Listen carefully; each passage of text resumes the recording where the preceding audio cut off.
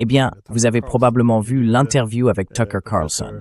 Il a interviewé le professeur Sergei Karaganov, qui a été pendant longtemps conseiller de plusieurs présidents russes. C'était d'ailleurs mon patron, en fait, quand je travaillais. Ah, vraiment?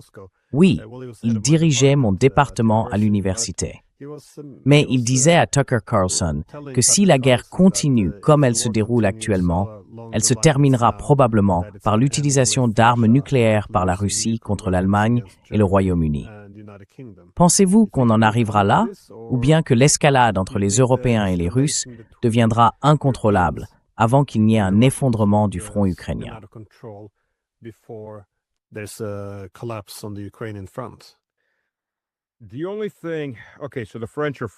La seule chose, d'accord, donc les Français sont français, et je ne pense pas qu'ils vont utiliser des armes nucléaires parce qu'ils seraient exterminés, et ils le savent. Ensuite, il y a les Britanniques. Mais les armes nucléaires britanniques ne sont pas vraiment britanniques. C'est ce que les gens ne réalisent pas. Ils ont 4 sous-marins nucléaires, tous appartenant aux Américains, loués en réalité. 3 d'entre eux sont en cale sèche pour réparation. Et ces missiles nucléaires Trident à bord, d'ailleurs, appartiennent aussi aux Américains. Donc, en théorie du moins, les États-Unis ont un droit de veto là-dessus. Je le formulerai probablement un peu différemment.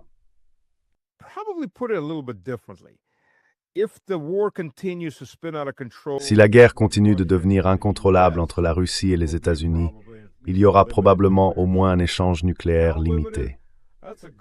Limité à quel point? C'est une bonne question, car comment peut-on limiter un échange nucléaire une fois que le cycle a commencé? Je ne sais pas. Je n'ai pas de réponse à cela. Personne n'en a, car heureusement nous sommes ici et non dans la série Fallout. Nous n'avons pas encore emprunté cette voie. Vous savez, nous ne nous sommes pas encore bombardés mutuellement, heureusement. Et j'espère que nous avons d'autres projets pour l'été que, vous savez, survivre dans un désert post-apocalyptique. Donc oui, c'est bien plus amusant de regarder ça à la télévision que de le vivre en réalité.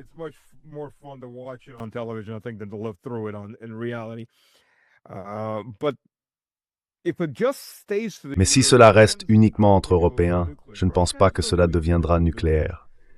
La Russie n'a aucune raison d'utiliser l'arme nucléaire. La Russie n'a pas de doctrine de première frappe. Les États-Unis, en revanche, en ont une. Et c'est pour cela que lorsqu'un camp a une politique de première frappe et qu'il est psychotique, la logique pousse l'autre camp vers une première frappe également, parce qu'on veut de la prévisibilité en politique, en géopolitique. On veut savoir que l'autre camp ne va pas lancer une attaque surprise, qui ne va pas essayer de vous assassiner pendant des négociations en, disons, faisant exploser le bâtiment où vous dormez, ou en envoyant des drones, ce genre de choses. Vous savez le protocole Trump standard de nos jours.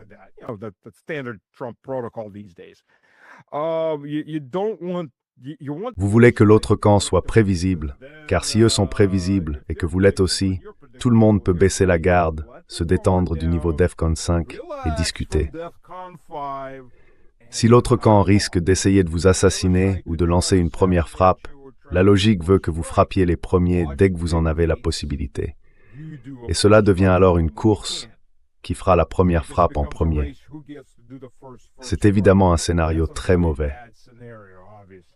Ce n'est pas exactement une situation gagnant-gagnant, mais c'est malheureusement la logique que nous observons en ce moment. Espérons donc que les choses se calment. Mais si les États-Unis rompent avec l'OTAN, ce que j'espère vraiment, pour des raisons évidentes, alors ce ne sera plus qu'un affrontement entre les Européens et la Russie.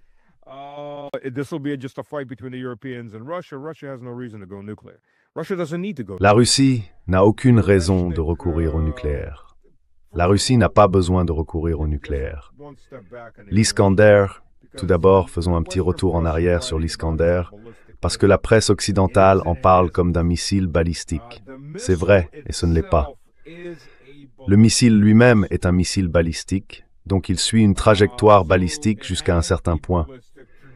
Les systèmes antiaériens peuvent intercepter des trajectoires balistiques, car c'est une question de formule. On peut y insérer la vitesse, la vélocité, l'angle d'ascension, on peut tout calculer. Et si c'est une courbe balistique typique, on peut en gros déterminer, si l'on dispose de suffisamment de temps, où il va retomber dans la zone et placer quelque chose sur sa trajectoire pour tenter de l'intercepter. C'est tout le principe de la défense antimissile. Le problème, c'est que le missile qui propulse l'ogive de l'Iskander dans l'espace est un missile balistique. Donc ils ne mentent pas vraiment quand ils disent cela.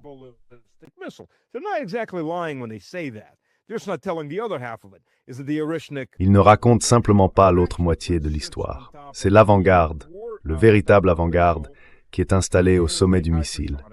C'est un bloc hypersonique qui lance jusqu'à, je crois, 36 planeurs hypersoniques. Et la raison pour laquelle on en lancerait normalement une trentaine, c'est que tous ne seraient pas capables de transporter une ogive nucléaire.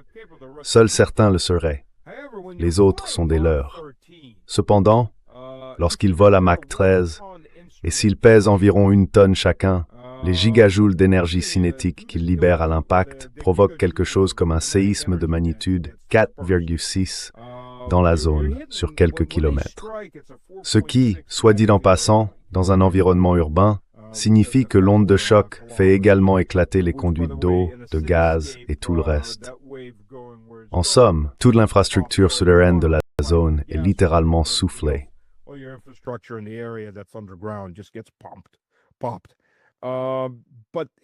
Mais c'est pire que de simples effets d'énergie cinétique.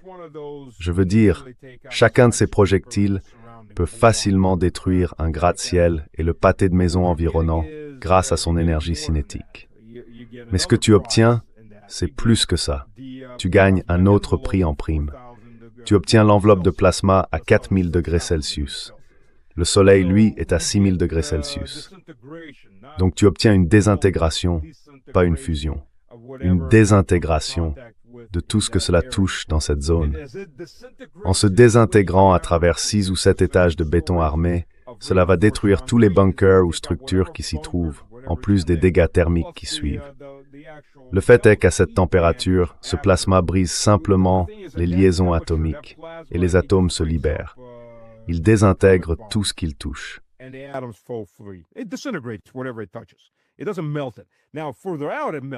Ça ne le fait pas fondre. Plus loin, oui, ça le fait fondre, en plus du déversement d'énergie cinétique et tout ce qui se trouve dans la zone.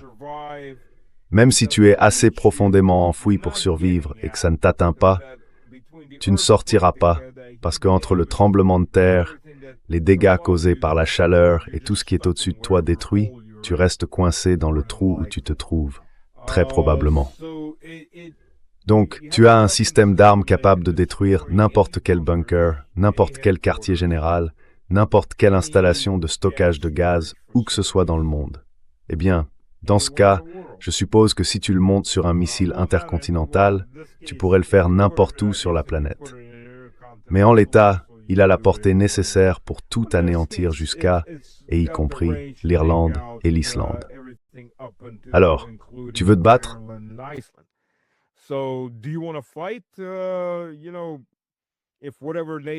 Vous savez, si l'OTAN, quelle qu'elle soit, ou quel que soit son quartier général, déclarait la guerre à la Russie, je ne conseillerais à personne de se trouver à l'intérieur du quartier général de l'OTAN, ni même à proximité. Dans les 20 minutes suivant la déclaration, vous voyez. Il est plus probable que les Russes viennent rendre visite. Alors, la Russie mènerait-elle une guerre conventionnelle?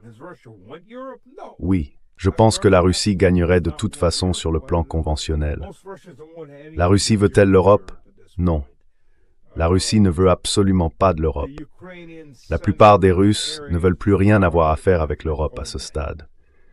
Les régions centrales de l'Ukraine sont la patrie ethnique russe, tout comme le Kosovo est la patrie serbe.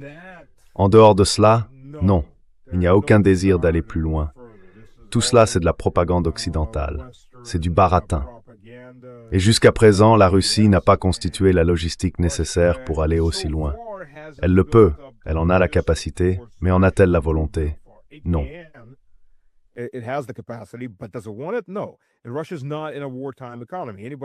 Et la Russie n'est pas dans une économie de guerre. Quiconque est allé en Russie le sait. J'ai une interview à paraître avec Cameron McGregor, que j'ai emmené dans le Donbass et ailleurs. Et il m'a dit alors, comment trouves-tu notre économie de guerre? Il a répondu où ça, exactement? Environ 5 à 7% du PIB sont consacrés à toute cette opération et au renforcement militaire. Ce n'est pas une économie de guerre. Une économie de guerre, c'est 30 à 40%. La Russie peut-elle le faire? Oui. La Russie veut-elle le faire? Non, absolument pas. Et pour le moment, ce n'est pas une économie de guerre. Elle pourrait commencer à s'en approcher avec une déclaration de guerre. Un certain nombre de personnes à la Douma le réclament. Plusieurs personnes bien placées et influentes. Mais jusqu'à présent, on n'en est pas là. Espérons que nous n'aurons pas à y arriver. Et tout cela, littéralement, est entre les mains des Européens.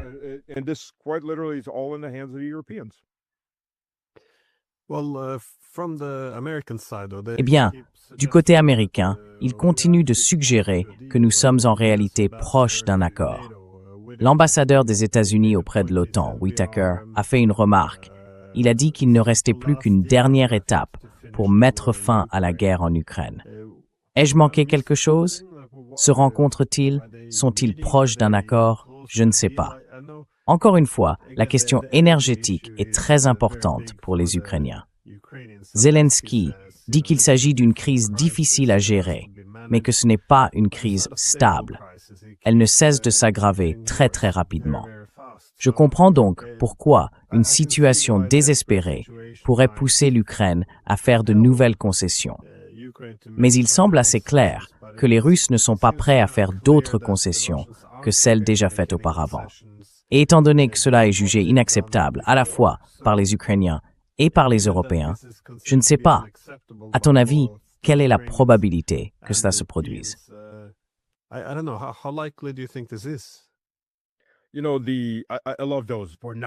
Vous savez, j'adore ces chiffres. 90% ou 95%.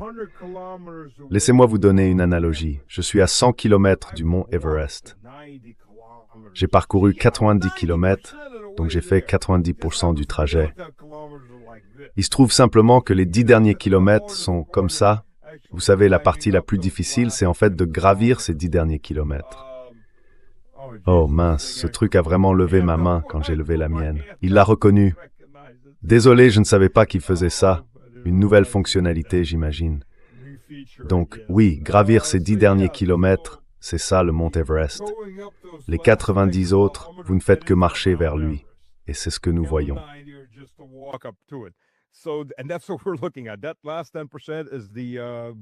Ces derniers 10% sont le pont trop loin.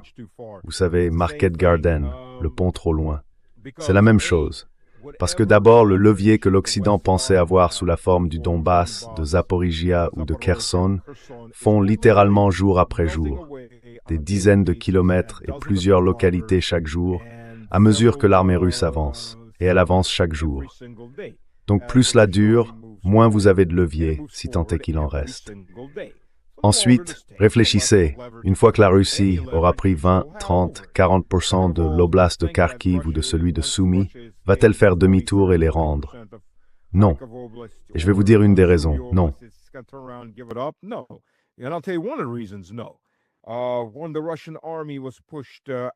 Lorsque l'armée russe a été repoussée, c'était en 2022, hors de Kharkiv.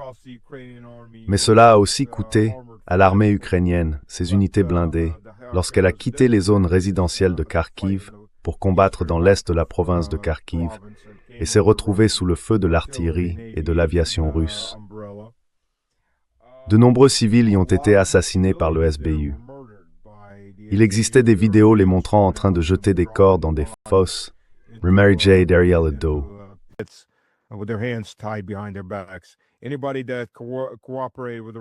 Toute personne ayant coopéré avec l'armée russe, non pas seulement parce qu'elle était russe et attendait l'armée russe, mais toute personne ayant travaillé dans ces villes, comme les employés municipaux qui continuaient à faire leur travail, était considérée comme un ennemi de l'État et exécutée, torturée ou assassinée. Et l'armée russe sait très bien, tout comme le gouvernement, que si elle quitte à nouveau ces zones, elle devra évacuer toute la population, car sinon ces gens seront tués s'ils ne l'ont pas déjà été. Donc vous êtes dedans, vous êtes infra-diamant pour $1, comme je l'ai dit, C'est à peu près la même situation à laquelle vous faites face ici. La Russie ne se retirera donc pas de ses territoires. Quel que soit le levier qu'il pense avoir, il s'évapore et la situation évolue dans la mauvaise direction pour les Européens ou pour quiconque participe à ces négociations.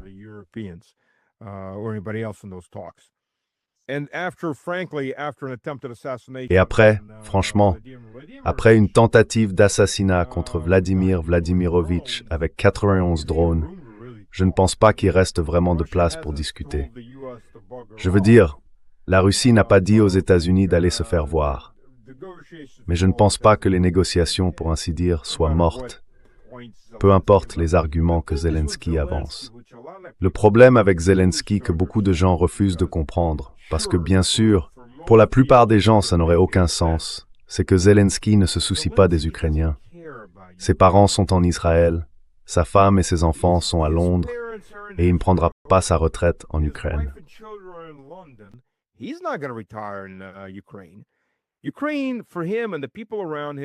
Pour lui et pour les gens qui l'entourent, l'Ukraine n'est rien d'autre qu'une mangeoire. Plus la guerre dure, plus il gagne d'argent, et plus ses soutiens en gagnent aussi. Des soutiens basés à Washington, à Londres et ailleurs. Il se moque complètement de ces gens. En gros, c'est un employé chargé de diriger une entreprise en liquidation, vendue morceau par morceau. C'est ainsi qu'il faut voir les choses. Alors, pourquoi Zelensky ne vient-il pas à la table des négociations? Parce que ce n'est pas sa mission. Sa mission, c'est de liquider, tirer le plus d'argent possible de cette guerre. Et si cela signifie qu'il ne reste plus personne, eh bien, il ne reste plus personne. Ce n'est pas un problème. That's not an issue.